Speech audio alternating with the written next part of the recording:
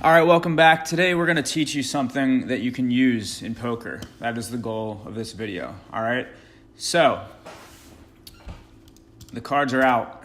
I have ace king of spades, and I just want to keep running through the process that we go through when we're in a hand. First thing we're going to look at are the blinds. The blinds are 500, 1,000. Then we're going to look at our stack. We have 60,000 chips. 60 times 1 is 60 big blinds. So remember, the next thing we'll think of is it a large, medium, or small stack? A large stack is 50 big blinds or more. So right now, I already know that I have a large stack going into the hand. So really, now that I see all that, I'm just going to wait until it's on me to decide what to do. All right, so we had two folds on our right. I should also mention that we're sitting in the cutoff +2, which is in middle position. So we had two folds on the right, and the player exactly to my right and under the gun +2 raises to 2,000. So the next thing we're going to do is qualify our hand. Ace king of suited is a premium hand along with aces and kings. So with premium hands, we're always going to 3-bet. We want to get all of our chips in right now. The reason for that is if we're playing against someone else, we're probably going to be 50-50 at worst. It's more likely we're going to be like a 70% favorite, and there will be a few instances where we'll be dominated, but it's very unlikely because we're holding an ace and a king in our hand, and the dominating hands have 2 kings and 2 aces in their hands. So that's a different post, and there's a lot of articles on all this stuff. So if you have any questions or whatever, just comment, check out the articles. We're always working to improve here. So ace king, again, my goal is to get all in here. I'm going to raise 2.5 times that raise to hopefully accomplish that goal. Okay, again, so I've made my move. So really what I have to do now is I have to wait to see what happens. So I will see what happens next. All right, there's a call from the player on my left, which is very interesting because that call doesn't allow me to have another action in this pot. So now it's possible I'm going to be going to the flop out of position. But let's see what happens before I get into all that. All right, well, the action is on the player to my right who raised initially, and no one else is in the hand. So we can just think about this as a 3-way pot right now. So there's a couple things that can happen. If the original raiser folds, then we'll move to the flop, and the action will be on me. If the original raiser calls, we'll move to the flop, and the action will be on the player to my right. If the original raiser comes over the top and raises back, then the action will be on me right now.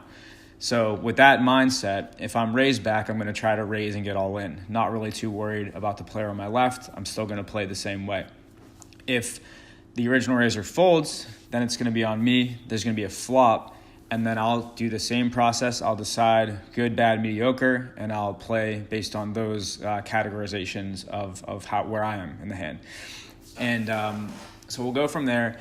And if there is just a call on this raise, then we'll have to see what my opponent does first. I would expect him to check, but let's see what happens here. Okay, so the player to my right calls, and the flop comes 10-9-3. So the action starts on the player to my right because all three of us are still in the pot, and he checks. So now the action's on me. Now we've done a couple of videos on standard continuation bets, and when you're the one raising pre-flop and it's on you on the flop, you should follow. This hand is kind of like an advanced continuation bet, but it's still really the same thing. The only difference is instead of the action folding to me pre-flop, where I made a raise, had a call behind, and then made it to this position, there was a raise in front of me.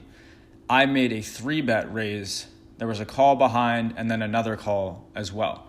So this situation that I'm in still, I was the aggressor, as we've talked about in other posts, and I'm still going to make a continuation bet here. Even though there's more in the pot than before, if there wasn't all these raises pre-flop, it's still the same concept. I made a 3-bet, nobody else raised, the action's back on me pre-flop, and then I can make an average size bet, which is about half the pot.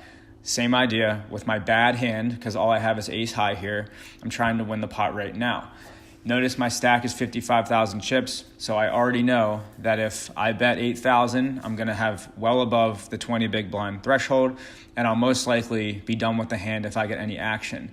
Sure, my hand can improve on the turn. We would have to wait and see if that happens, But right now, I'm going to execute on a continuation bet with a little bit of action pre-flop, but with the same concept. I bet 8,000 and I get 2 folds. So you can see here that I won a really nice pot. Again, my hand was very good, a premium hand pre-flop. I played it that way, but the way that the hand played out, I just had a bad hand on the flop, but because the action was back on me and I could make a continuation bet, I still won the pot. So I think there's an article called The Value of Ace King that really explains this in more detail. But for now, just know that no matter what's going on pre-flop, if the action's back on you and you were the aggressor, no matter how many people were in the hand, you can still make this continuation bet if your stack size is right. Thanks again for tuning in, and we look forward to sharing the next hand with you soon.